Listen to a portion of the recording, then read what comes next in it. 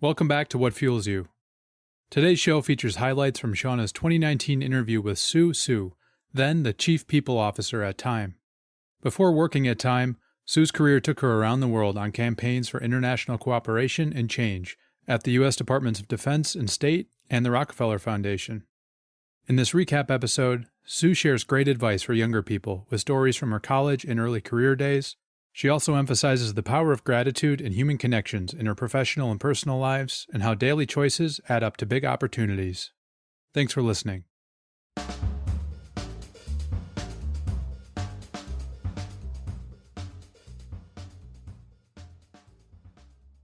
What made you decide to study politics? I loved the courses that they were offering, and I loved the conversations that we got into. And I think being in an environment where you were encouraged to think about the world differently, that's what I loved about college. I mean, it really was a place for me that you could go and you had this freedom, and not only the freedom, but the permission and the encouragement to be like, maybe that's not the way it should always be, or like, and so I found a lot of that energy in the political science classes. And I've always also been really fascinated by the world. And I think in those politics classes, you were thinking about global affairs and all these dynamics that create and shape the world that we see today and where it might go tomorrow. And so I loved it. After college, I went, spent a year in South Korea, which was a really wonderful way to connect with my roots with a fellowship program. And then I came back and worked in the nonprofit sector again, thinking about how people make a difference in their various communities. One was a program run by alumni of Princeton University. Another was an organization based in DC focused on homelessness. As I thought about what I wanted to do and the impact that I would love to maybe try to make and the people I wanted to learn from, my senior thesis in college was on French nuclear testing in the South Pacific, and it was based out of this wonderful summer internship that I had at the U.S. mission to the UN, which is one of the outposts of the U.S. State Department. And I just thought the conversations there were so interesting. And I was like, I think I kind of want to do that. I want to go and learn about warm and fuzzy things like security and defense in the world. Yeah, but I just think there's so much fear and collision and animosity and tension in the world. What are the ways that we're managing that, and what are the ways that we could possibly bridge those gaps? And so I wanted to go back. So my first master's degree was at Columbia, a wonderful program in political science. And at the end of that, was lucky enough to what's called the Presidential Management Fellowship Program, which I encourage everyone to apply to, that allows you to compete for certain slotted jobs across the federal government.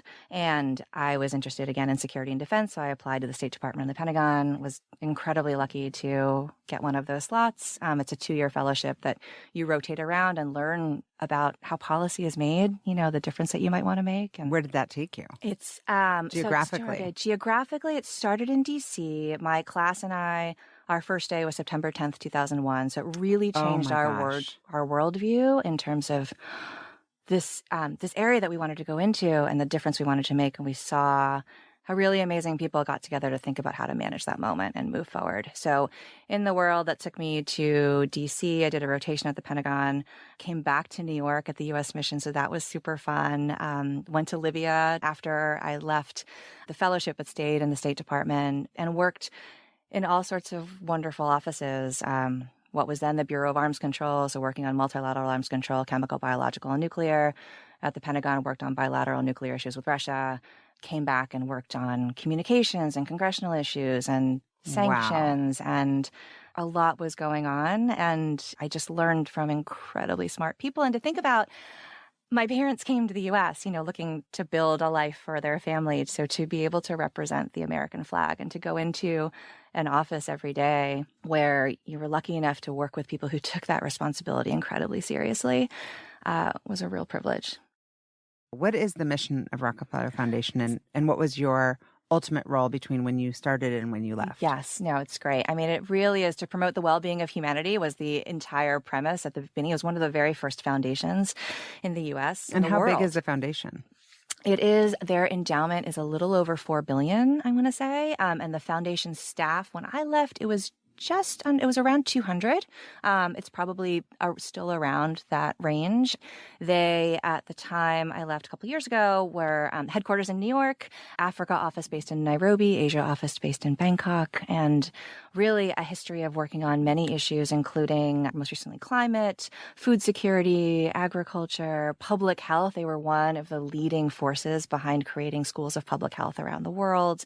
Just really forces for change across a wide variety of areas. They've gotten into food and food waste. And another area is energy and power and making sure that those who don't have access to that energy grid are able to have access. And so the first job that I had there was being special assistant and director of the president's office to this extraordinary woman named Judy Rodin, who was the first woman to lead an Ivy League institution, the University of Pennsylvania. She broke barriers her entire career. And so to be able to learn with her and work alongside her was like daily Would you call clinic. her a mentor? Yes, for sure. And are there other mentors that you've had along the way? Yeah, there are. I would say they come in all different shapes and sizes. One of my first mentors, aside from my mom and dad, are my track coach in high school, Tom Harrington, Coach H. He just taught me to think differently and to think big and to believe in myself, and really was an extraordinary leader and coach. Others in the State Department, one of my amazing bosses was Ambassador Mark Grossman, who just every day personified integrity, no matter how difficult the situation and no matter what the day brought. You just knew he led with integrity. What made you open to leaving and to considering time, and how did that happen? Yeah, it's I mean, I still love Rockefeller. It's changing the world, and just to get up and be able to do that with brilliant colleagues. So loved it there. And then I got a call in the fall of 2018 from someone at Time. And they said, the sale is going through. We have this opportunity to really grow and be our own thing. And one of the first things we need to do is think about our people and our culture and our hiring and recruiting and all of that. Would you want to come? Or would you want to be considered, I should say. And I was like, tell me more. Because I loved Rockefeller and had been so fortunate to move around in a lot of different functions. I had a few conversations with various members of Time, and it took probably like 8 nanoseconds for me to be like, this sounds like the opportunity of a lifetime. And it really, there are probably 3 themes that I look for in an opportunity. This is more retrospective rather than intentional. But as I think about it, 1 is, again, being around passionate people. 2 is being around a community of colleagues who think about the world, are so open-minded, and also want to bring the world internal, just really welcome a diverse and inclusive set of conversations and perspectives. And then 3rd, being mission-driven, being part of something that's bigger than any of us. I felt all of those elements tremendously with the opportunity with Time. And so one thing led to another, and I met more people, and then I was really lucky to get the opportunity. What I love every day, one of the many, many things I love every day, is just being around people who wake up in the morning wanting to shine a light on the stories that make this world go round, and wanting to have the courage to shine that light on not only the stories, but the storytellers. And how do we do that in the best way? And Time is an institution wonderfully in the U.S. and also around the world at a time where there can be a lot of mistrust in media and a lot of confusion and a lot of animosity towards media. We feel really responsible for stewarding the trust and integrity and accessibility that Time has built over its almost century of history. Almost century. So, I know. Isn't that wild? Nuts. And so what's your role there? What are you hopeful about in the coming year for your role? Oh, it's and great. for Time. I love it. So my title is a Chief People Officer. My role is to do everything from thinking about our people and culture every day. It comes our recruiting, the breadth of HR functions, really thinking about talent acquisition and retention, engagement. What are people excited to do every day? We are small enough.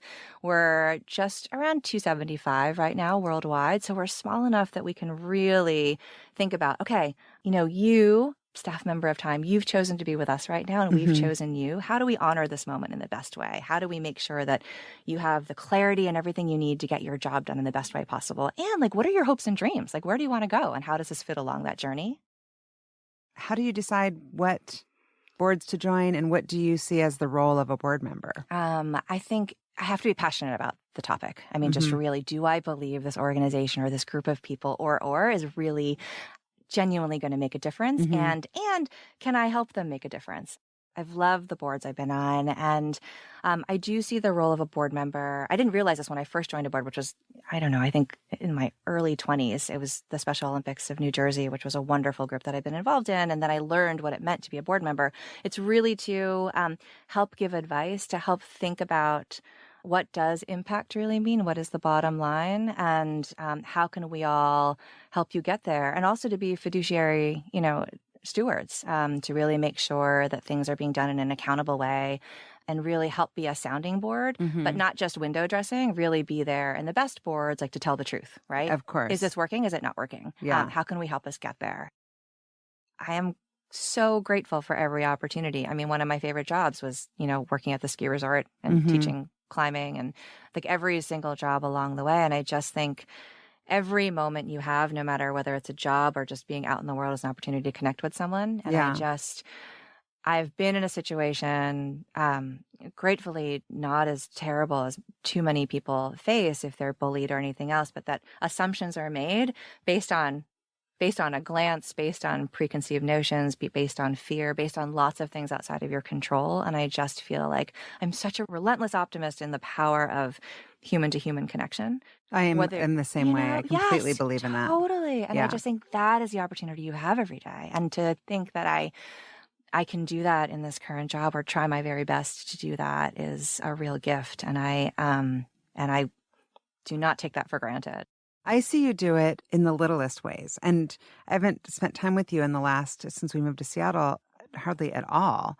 And just seeing you we got to see each other this weekend, but I noticed you at the end of dinner go out of your way to walk to thank our server and to say goodbye to the hostess and make it like an intentional eye-to-eye contact. And then just now getting coffee to talk to the person in the line behind us and the person serving us a coffee and to kind of ask them about their day. Those are the little things. If you did nothing else, take away Princeton, take away time, take away all of it. The badass athlete, rock climber, photographer, actor. I mean, all the slashes, take them all away. And it's so true. It's just like make somebody's day a little bit better and connect with them. Yeah. I really love that. So, I want to be mindful of your time, but at the end of my podcast, I always ask people what fuels you. And I think I know your answer, but I'm going to let you articulate it so beautifully as you do. I don't know about that. I mean, gratitude and humanity. And, we talk about connecting with people. I mean, people take a chance on me every day, and I think never taking that for granted, just to say, you know what, it's a choice we have every day to say hello to somebody and to think like what's beating in that heart and where they're going, and no assumptions, no boxes is what I like to say. So it's really gratitude, open mind, open heart, and some optimism along the way. I love it. Thank you for listening to the What Fuels You podcast. If you'd like to check out past episodes to hear from more business leaders, go to fueltalent.com/podcast. And if you have a minute, please leave a review and rating on your favorite podcast app, or share this episode with a friend or colleague. Please share any feedback or interview suggestions for other guests by sending a message to podcast@fueltalent.com. I'm Shauna Swerland, and thanks again for listening.